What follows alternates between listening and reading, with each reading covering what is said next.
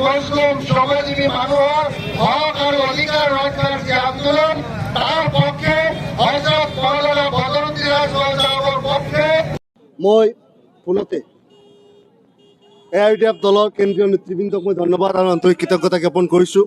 মোক 2021 পিছত 2026 চনতো দলীয় প্ৰাৰ্থিত্ব প্ৰদান কৰিছে। মই চেঙা সমষ্টিবাসীৰ ওচৰত মই কৃতজ্ঞ। যোৱাবেলি নিৰ্বাচনত তেওঁলোকে মোক বিপুল সংখ্যক মতদান দি তেওঁলোকে মোক বিপুল ভোটত ব্যাপক ভোটত তেওঁলোকে জয়লাভ কৰাইছিল। আৰু এইবেলি মই টিকট লাভ কৰাৰ পিছত আজি সমষ্টি পদাৰ্পণৰ অন্তত আমাৰ দলীয় সতীৰ্থসকলে যিধৰণে স্বতঃস্ফূৰ্তভাৱে শত সহস্ৰ মানুহ ওলাই আহিছে, মই খুব আনন্দিত হৈছোঁ, মই খুব সাহস পাইছোঁ। আমি মজলুম মেহনতি শ্ৰমজীৱী মানুহৰ হক আৰু অধিকাৰৰ কাৰণে যুঁজিছোঁ।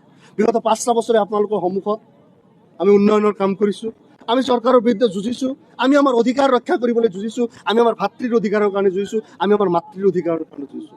আমি যুঁজিছোঁ যিসকলক সীমান্ত পাৰ কৰি দিয়ে বাংলাদেশীৰ নামত তেওঁলোকৰ কাৰণে। আমি যুঁজিছোঁ সেইসকলৰ কাৰণে যিসকলক উচ্ছেদ কৰি আজি তম্বুৰ তলত থাকিবলৈ বাধ্য কৰে।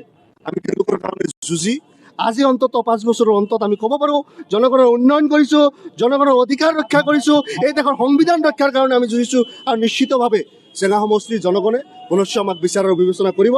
যি চেঙা সমষ্টিৰ নাম ইতিহাসত কেতিয়াও বিধানসভাৰ ভিতৰত উচ্চাৰিত হোৱা নাছিল, গুঞ্জৰিত হোৱা নাছিল, আজি সেই চেঙা সমষ্টিৰ নাম বিধানসভাত প্ৰতিটো দিনে আমি উচ্চাৰিত কৰিছোঁ। আমি প্ৰতিটো দিনে চেঙা সমষ্টিৰ মানুহৰ যি মৌলিক সমস্যা, অসমৰ বঞ্চিত মজলুম মেহনতি শ্ৰমজীৱী সংখ্যালঘু আৰু অন্যান্য জনজাতীয় মানুহৰ যি সমস্যা, এই সমস্যাক আমি বলিষ্ঠভাৱে উত্থাপন কৰিছোঁ। আমি মুখ্যমন্ত্ৰী অন্য মন্ত্ৰীক চকুত চকু ৰাখি কথা কৈছোঁ। আমি জনগণৰ ওচৰত পুনশ্চ আভাৰী যে আপোনালোকে আমাৰ কাৰণে দোৱা কৰিব, আপোনালোকে আশীৰ্বাদ কৰিব, আপোনালোকৰ মৰম ভাল পাই পুনশ্চ মজলুম মেহনতি মানুহৰ অধিকাৰ ৰক্ষাৰ সংগ্ৰামখনক যাতে আৰু অধিক আগুৱাই লৈ যাব পাৰোঁ।